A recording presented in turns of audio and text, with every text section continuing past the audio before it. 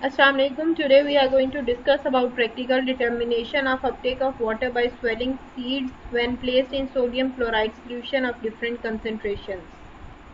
ये प्रैक्टिकल का ऑब्जेक्टिव ये है कि इस प्रैक्टिकल को इस वजह से किया जाता है कि इम्बाइबिशन एक फिनोमिना है, इसको समझा जा सके। ये एक ऐसा मेथड होता है जिसके अंदर प्लांट्स को देखा जाता है कि वो कितना वाटर जो है कंज्यूम करते हैं, स्पेशली जब सीड जर्मिनेशन की कंडीशन होती है तो सीड्स कितना वाटर जो है यूज़ करते हैं, ये इस प्रैक्टिकल के थ्रू देखा जाता है। इम्बिबिशन जो है वो बेसिकली डिफ्यूजन की एक टाइप है, लेकिन इसमें और डिफ्यूजन में फ़र्क ये होता है कि डिफ्यूजन में एब्जॉर्प्शन होती है और इसके अंदर एड्जॉर्प्शन होती है। एब्जॉर्प्शन का मतलब होता है कि वाटर जो है वो अंदर सीप आउट कर जाता है, जबकि एड्जॉर्प्शन में सरफेस पे ही वाटर जो है वो प्रेजेंट रहता है। इम्बिबिशन के बेसिकली दो रूल्स होते हैं, दो कंडीशंस होती हैं जो कि इसको रेगुलेट करने में हेल्प आउट करती हैं। इन रूल्स के अंदर जो एड्जॉर्बेंट है वो सीड्स हैं और जो इम्बाइब्ड सब्सटेंस है वो वाटर है। तो वाटर और जो ग्राम सीड है उनके दरमियान एक पोटेंशियल ग्रेडियंट जो है वो मस्ट प्रेजेंट होना चाहिए, और इसके अलावा इन दोनों के दरमियान एक प्रॉपर किस्म की अफिनिटी प्रेजेंट होनी चाहिए। अफिनिटी का मतलब होता है एक प्रॉपर किस्म की हार्मनी प्रेजेंट हो, एक प्रॉपर किस्म का एसोसिएशन प्रेजेंट हो, मींस के दोनों की आपस में जो इंटरेक्शन है वो पॉजिटिव हो, दोनों की आपस में जो बॉन्डिंग है वो इजीली हो सके। इस प्रैक्टिकल के दौरान जो ऑपरेटर्स यूज़ होता है उसमें अवन ड्राई ग्राम सीड्स को इसलिए ड्राई किया जाता है कि उसके अंदर एक्स्ट्रा मॉइस्चर है तो वो ख़त्म हो जाए। सोडियम क्लोराइड यूज़ होता है, इसके अलावा इसके अंदर रिएजेंट्स बॉटल यूज़ होती हैं, डिस्टिल्ड वाटर यूज़ होता है और बैलेंस यूज़ होता है। इसके अलावा बैलेंस जिस टाइप का यूज़ होता है उसको एनालिटिकल बैलेंस कहा जाता है, और ग्रेजुएटेड सिलेंडर जो है वो प्रेजेंट होता है जिसके ऊपर पूरी मार्किंग हुई भी होती है कि आपने कितना कितना मेजर करना है। नेक्स्ट आता है इसका प्रैक्टिकल प्रोसीजर।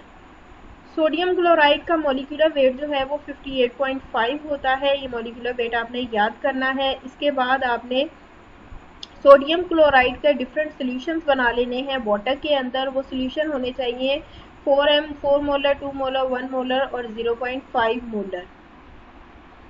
इसके बाद आपने रिएजेंट्स बॉटल्स लेनी है जो बिल्कुल साफ हों और उनके अंदर हर बॉटल के अंदर 100 ml सोल्यूशन जो है वो डाल देना है, और बॉटल्स जो हैं वो प्रॉपर तरह से बंद होने वाली हों, प्रॉपर किस्म से टाइटली पैक्ड हों। इसके बाद आपने ग्राम सीड्स लेने हैं और ऑलमोस्ट 5 ग्राम सीड्स आपने लेने हैं, और इन सैम्पल सीड्स को आपने हर बॉटल के अंदर डाल देना है। ग्राम सीड्स जो है वो 5 तरह के आपने लेने हैं और हर किसी को आपने 5-5 ग्राम लेना है और हर बोतल के अंदर शिफ्ट कर देना है।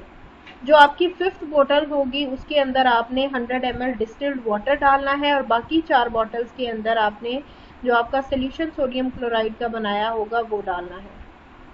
इसके बाद आपने बॉटल्स के ऊपर लेबलिंग करनी है और फिर उनको रख देना है।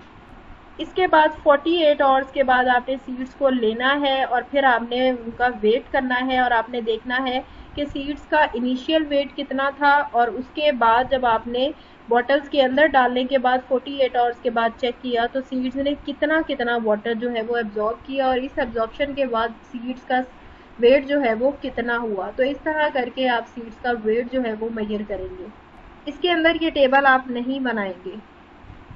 इस प्रैक्टिकल के दौरान आपने कुछ प्रिकॉशंस लेनी है कि बॉटल जो है वो प्रॉपर तरीके से बंद होने वाली हों, उनके कैप्स जो हैं वो लूज़ ना हो ताकि सोल्यूशन की कंसनट्रेशन जो है वो ख़राब ना हो। इसके अलावा जब आपने मोलर सोल्यूशन सोडियम क्लोराइड का बनाना है तो आपने उसको केयरफुली वेट करना है, क्योंकि थोड़ा सा भी वेट ऊपर नीचे जो है वो कंसनट्रेशन को चेंज कर सकता है। और सीड्स को यूज़ करने से ऑलमोस्ट 2 घंटे पहले आपने ओवन ड्राई 103 डिग्री पे कर लेना है, ताकि डिग्री सेल्सियस पे कर लेना है ताकि उसके अंदर कोई भी एक्स्ट्रा मॉइस्चर है तो वो रिमूव हो जाए। नेक्स्ट प्रैक्टिकल है to measure leaf water potential by the dye method. इस प्रैक्टिकल का ऑब्जेक्टिव ये है कि इसके अंदर वाटर पोटेंशियल का इफेक्ट देखा जाता है वाटर की मूवमेंट पे। प्रिंसिपल देखा जाए तो उसमें ये बताया गया है कि देखा जाता है कि किस तरह से एक चीज़ की अगर हायर कंसंट्रेशन है तो वो किस तरह से लोअर कंसंट्रेशन की तरफ जाती है, और इस दौरान इसकी स्पीड क्या होती है।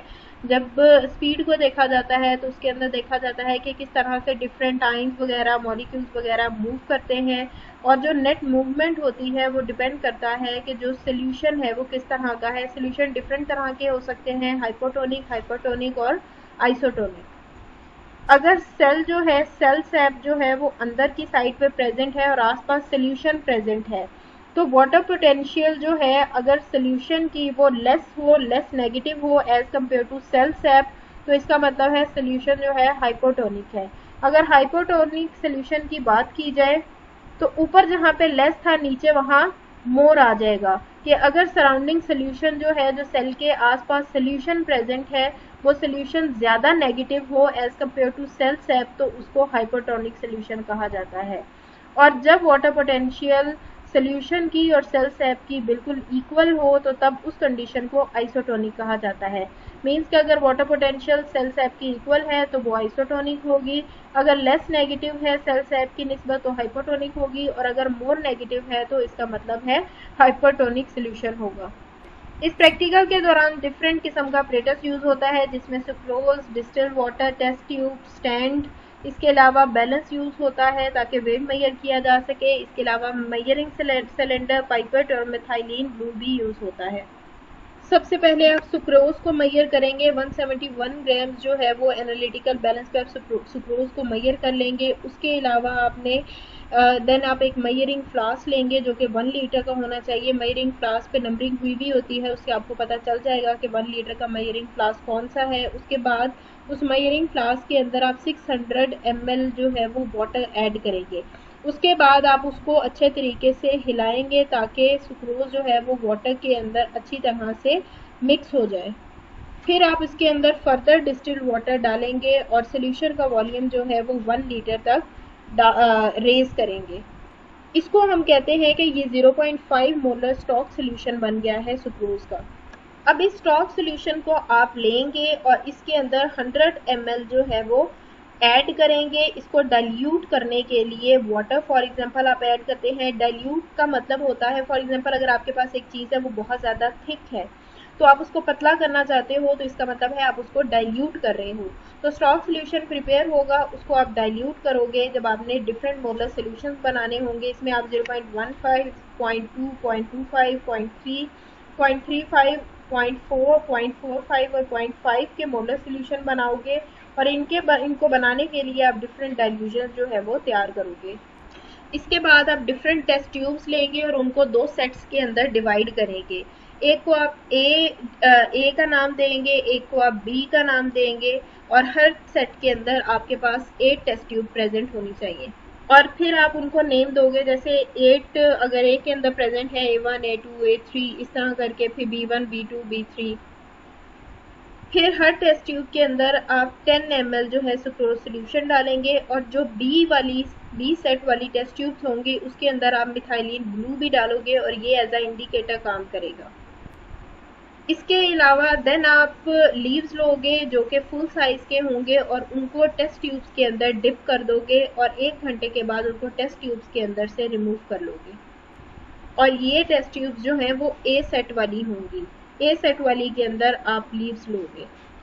इसके बाद आप जो टेस्ट ट्यूब बी होगी, जो बी सेट के अंदर ट्यूब्स होंगी, उनके अंदर से एक ड्रॉप लोगे और उनको जो टेस्ट ट्यूब ए वाली होंगी उनके अंदर ड्रॉप ऐड करोगे। फिर आप देखोगे कि टेस्ट ट्यूब ए के जो सोल्यूशन है उसके अंदर क्या चेंजेस आते हैं।